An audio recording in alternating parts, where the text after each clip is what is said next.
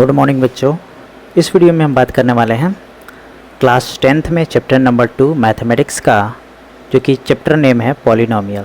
जैसा कि आपको पता है कि चैप्टर की शुरुआत हमने कर दी थी, तो जो पहले के टॉपिक्स हैं उसमें हमने बहुत सारी चीज़ें पढ़ ली थी। ठीक है, जैसा कि आपको हेडिंग्स के तौर पे मैं दिखा देता हूँ। जैसे कि हमने relation between zeros and coefficient of polynomial. अब ध्यान दीजिएगा, इन जीरोज़ को ही हम रूट्स कहते हैं। ठीक है, रूट्स ऑफ गिवन पॉलिनोमियल। अब पॉलिनोमियल के वेरियस टाइप भी हमने पहले भी डिस्कस कर रखा है, तो इसमें हम उन चीज़ों को डिस्कस नहीं करने वाले हैं। अब देखो, जो हमने एग्जाम्पल के थ्रू ज़ीरोज़ और कोफिशिएंट के बीच में रिलेशन बताया था, उसको क्या बताया था क्वाड्रेटिक इक्वेशन के लिए, वो मैं बता देता हूँ। जैसे क्वाड्रेटिक पॉलिनोमियल जो था, उसके लिए जो जीरोज़ और कोफिशिएंट के बीच का जो रिलेशन था वो कुछ इस तरह का था।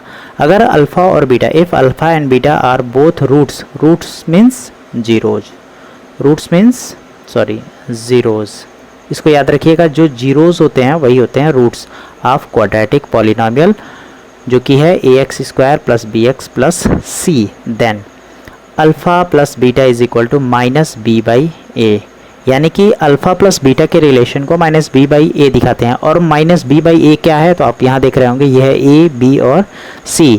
a, b और c ये जो सभी हैं वो एक रियल नंबर है, और a की वैल्यू जो है वो कभी भी ज़ीरो नहीं होनी चाहिए, हमारे पास कंडीशन होती है।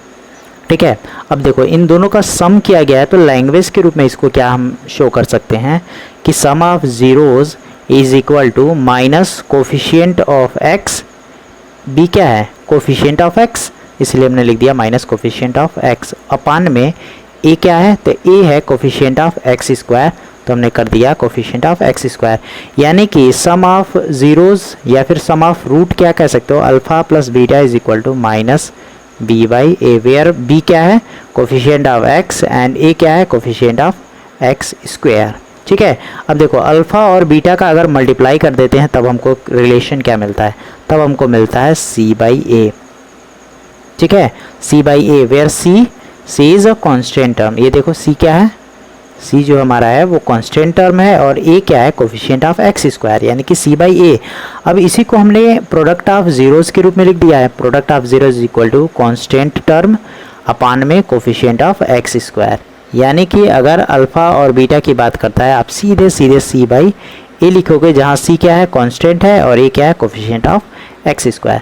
तो इसको हमने डिटेल में जाना था।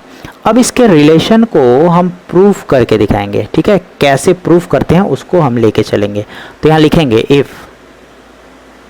If alpha and beta are two zeros of px, और px क्या है, तो जो px है वो है ax² + bx + c।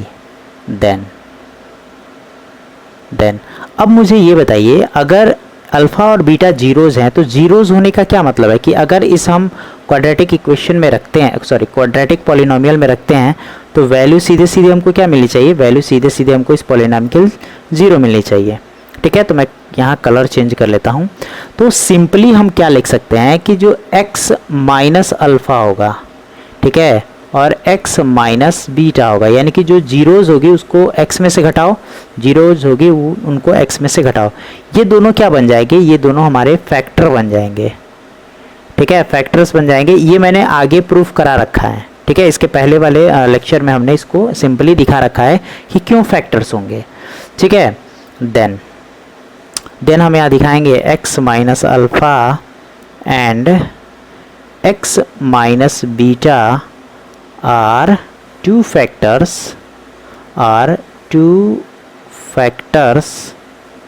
of px। दो फैक्टर्स होंगे px के। अब बताओ, अब इसको क्या लिख सकते हैं, अब इसको हम लिख सकते हैं px is equal to x minus alpha x minus beta, factor के रूप में। मान लो अगर किसी चीज़ की कमी है तो इसमें k और इंक्लूड कर देते हैं, यहाँ लिखेंगे, जबकि where k is equal to constant, यानी कि ये कोई कांस्टेंट ही है, उसके अलावा कुछ नहीं है। ठीक है, मैंने शॉर्ट फॉर्म में कांस्टेंट लिख दिया है। अब देखो, अब px जो है वो क्या है, वो है ax² + bx + c। इसको हमने सिंपली दिखा दिया। अब k को अभी बाहर रखो, k की अभी हमें कोई ज़रूरत नहीं, इसलिए हमने k को बाहर रखा है। अब x का मल्टीप्लाई इस x में करेंगे तो क्या मिलेगा, एक्स स्क्वायर। फिर इसी x का मल्टीप्लाई इस बीटा में करोगे तो माइनस बीटा x मिलेगा। फिर अल्फ़ा का मल्टीप्लाई x में करोगे तो क्या मिलेगा, माइनस अल्फ़ा x। फिर अल्फ़ा का मल्टीप्लाई बीटा में करोगे तो माइनस माइनस मिलके प्लस हो जाएगा, प्लस अल्फ़ा बीटा। ठीक है, अब आगे इक्वल टू क्या करोगे, k। एक्स स्क्वायर यहाँ है, अब देखो यहाँ माइनस है, यहाँ माइनस है, माइनस कॉमन कर लो, यहाँ x, यहाँ भी x, तो x को भी हम कॉमन करेंगे तो हम इस साइड कॉमन कर लेते हैं। अब देखो यहाँ अल्फ़ा और यहाँ बीटा बचा, दोनों की जगह माइनस निकल गया तो प्लस बचा, तो यहाँ लिख देंगे अल्फ़ा प्लस बीटा। मैंने बाद वाले को पहले कर दिया है और पहले वाले को बाद में कर दिया है, प्लस अल्फ़ा बीटा। क्लियर है। अब देखो यही जो है ये हमारे सिंपली इक्वेशन को दिखा सकता है, लेकिन अभी हम क्या करेंगे, k को अंदर भेज देंगे। k को अंदर भेजोगे तो k x square minus k into alpha plus beta x plus k alpha beta, और यही क्या है, यही हमारा है a x square plus b x plus c. अब देखो ये इक्वेशन इक्वल है ना, एक मिनट मैं इसको इरेज कर देता हूँ पूरी तरीके से, फिर से इसको लिख देता हूँ। अगर हमने यहाँ पर इक्वल दिखाया है, मतलब कि जो एक्स स्क्वायर यहाँ है वही एक्स स्क्वायर यहाँ है, यानी कि कोफिशिएंट तब सेम होंगे। यहाँ अगर x है, यहाँ भी अगर x है, तो इसके जो कोफिशिएंट है इसके कोफिशिएंट के सेम होंगे। तो यहाँ करेंगे ऑन इक्वेटिंग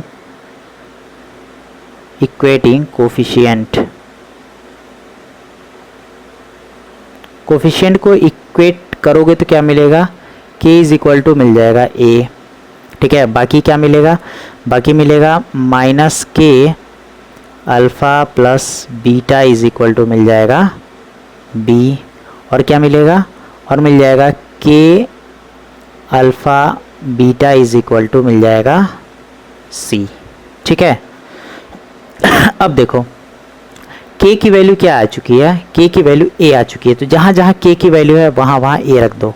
तो अगर यहाँ a रखेंगे तो ये हो जाएगा a alpha plus beta is equal to b। अब देखो अल्फ़ा और बीटा को एक पास रखो, तो अल्फ़ा प्लस बीटा को एक पास अगर रखेंगे तो ये हो जाएगा माइनस बी बाई ए। अब देखो माइनस कहोगे इसके साथ है तो माइनस को हम ट्रांसफ़र कर सकते हैं, वो ऊपर आ सकता है। ठीक है, तो ये आ चुका है alpha plus beta is equal to minus b by a. और यहाँ देखो यहाँ भी अगर k की वैल्यू a रखेंगे तो ये जाएगा a alpha beta is equal to c, यानी कि सिंपली हम कह सकते हैं alpha plus beta is equal to c by a, यानी कि प्रोडक्ट ऑफ जीरोज जो है वो है c बाई ए और सम ऑफ जीरो जो है माइनस बी बाई ए। और यही तो रिलेशन हमने यहाँ दिखा रखा है, देखो sum is equal to minus b by a और प्रोडक्ट जो है जीरोज के वो है c बाई ए, जो कि हमारे रिलेशन में हमने इसको प्रूफ करा रखा है। तो ये था प्रूफ जो रिलेशन बिटवीन कोफिशिएंट। देखो ये सब क्या है, कोफिशिएंट है और ये क्या है, जीरोज़ हैं। इनके दोनों के बीच में हमने रिलेशन को दिखा रखा है और ये मोस्ट इंपॉर्टेंट है, इसको रट लो एकदम। ठीक है, एकदम याद कर लो, लिख लिख के इसको प्रैक्टिस भी कर लो ताकि इसको भूले नहीं। चलो अब अगला देखते हैं एक्सरसाइज को, एक्सरसाइज 2.2। इसमें सबसे पहला क्वेश्चन कह रहा है कि find the zeros of the following quadratic polynomials and verify the relationship between the zeros and coefficients. यानी कि पहले तो हमें जीरोज फाइंड आउट करनी है, फिर कह रहा है कि जो क्वाड्रेटिक पॉलिनोमियल है उसके जीरोज और कोफिशिएंट के बीच का जो रिलेशन है उसको वेरीफाई भी करो। तो एक चीज़ हमेशा याद रखना, जब भी जीरोज निकालना हो तो जीरोज निकालने के लिए आपको फैक्टराइजेशन करना पड़ेगा। ठीक है, जो भी आपका क्वाड्रेटिक पॉलिनोमियल होगा उसका फैक्टराइजेशन ही करना पड़ेगा, तभी आप जीरोज निकाल सकते हो। ठीक है, तो क्वेश्चन को सबसे पहले देख लेते हैं। जैसे हमारे पास क्वेश्चन है x square minus 2x minus 8, तो सबसे पहले जीरोज चाहिए। जीरोज निकालने के लिए आपको क्या करना पड़ेगा, फैक्टराइजेशन करना पड़ेगा। और फैक्टराइजेशन करने के लिए ध्यान दीजिएगा, इसको हम कहते हैं कांस्टेंट टर्म उठा लो। ठीक है, और देखो एक्स स्क्वायर का कोई अभी गुणांक नहीं है ना, तो अभी भूल जाओ, अभी कुछ नहीं करना। इसको दो ऐसे भाग में तोड़ना है, कि गुणा करने पर आए -8 और ऐड करने पर आए -2। गुणा करने पर आए -8, ऐड करने पर आए -2। तो 8 को ध्यान देना हम 4 भी लिख सकते हैं और -4 और 2 ले सकते हैं, ठीक है। 8 को -4 और 2 लिख सकते हैं। कैसे? देखो, गुणा करने पर आना चाहिए -8 और ऐड करने पे आना चाहिए -2। तो देखो 4 2 जा 8 और माइनस प्लस माइनस, ठीक है। और इन दोनों को अगर ऐड करोगे तो माइनस और प्लस माइनस होगा, यानी कि घटने का काम होगा, घटेगा तो 2 आएगा, और बड़े वाले का चिन्ह माइनस यानी कि -2, यानी कि -4 और 2 के रूप में हम कन्वर्ट कर सकते हैं। तो बाकी चीज़ों को हम इरेज कर देते हैं जो एक्स्ट्रा चीज़ें हैं, ठीक है। हमारे पास रिलेशन आ चुका है -4 और 2 का, यानी कि हम 8 को -4 और 2 के रूप में कन्वर्ट कर सकते हैं। तो यहाँ सिंपली लिखोगे। अब देखो, अब ये दोनों चीज़ें हैं ना, उसको बीच वाले टर्म में की जगह लिखना है, ठीक है। यूज़ करते हैं तोड़ने का काम, इसको लिखते हैं इसके जगह। तो x², अब -2x की जगह पहले लिख सकते हो -4 लिया, इसके साथ x लगा दो। फिर सेकेंड वाला लिखो तो +2 है ना, +2, इसके भी साथ x लगा दो। और लास्ट वाला लिख दो -8, ठीक है। और ये सारा मेहनत हम लोगों ने किस लिए किया है? क्योंकि बीच वाले टर्म को, जो कि 3 टर्म है, इसको हमने 4 टर्म में कन्वर्ट कर दिया, ठीक है। अब 4 टर्म में कन्वर्ट किया तो अब ये इजीली हो जाएगा सॉल्व करने का। अब देखो, यहाँ x है, यहाँ भी x है, दोनों जगह से x कॉमन कर लो तो यहाँ बचेगा x, यहाँ बचेगा -4, ठीक है। अब देखो, नेक्स्ट वाले में ऐसा काम करना है कि ये वाला टर्म रिमेनिंग बचे, जो यहाँ दिख रहा होगा ये बचना चाहिए आपको। तो यहाँ से अगर हम 2 कॉमन करते हैं तो यहाँ बचेगा x और यहाँ बचेगा -4, ठीक है। अब दोनों जगह देखो, x -4 यहाँ भी है, x -4 यहाँ भी है, तो x -4 यहाँ से कॉमन कर लेंगे, यहाँ से बचेगा x और यहाँ से बचेगा +2, ठीक है। यानी कि हमने जो x² -2x -8 लिया था, उसका हमने फैक्टराइजेशन निकाल लिया है, ठीक है। अब हम यहाँ लिखेंगे फॉर जीरोज़। अब हमें चूँकि जीरोज़ ही तो निकालना है, फॉर जीरोज़ के लिए आपको px की वैल्यू क्या दिखानी पड़ेगी? 0, क्योंकि जीरोज़ की डेफिनेशन ही क्या कहता है कि x की ऐसी वैल्यू, यानी कि at any point x = k where px = 0, px की वैल्यू क्या होनी चाहिए? 0 होनी चाहिए।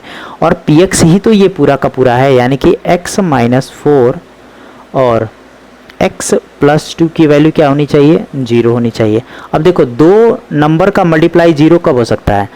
जैसे मान लो 2 × 0 हो तब भी 0 होगा, या 0 × 2 हो तब भी 0 होगा, या 0 × 0 हो तब भी 0 होगा। इसके अलावा कोई केस नहीं होगा इधर 0 होने के लिए।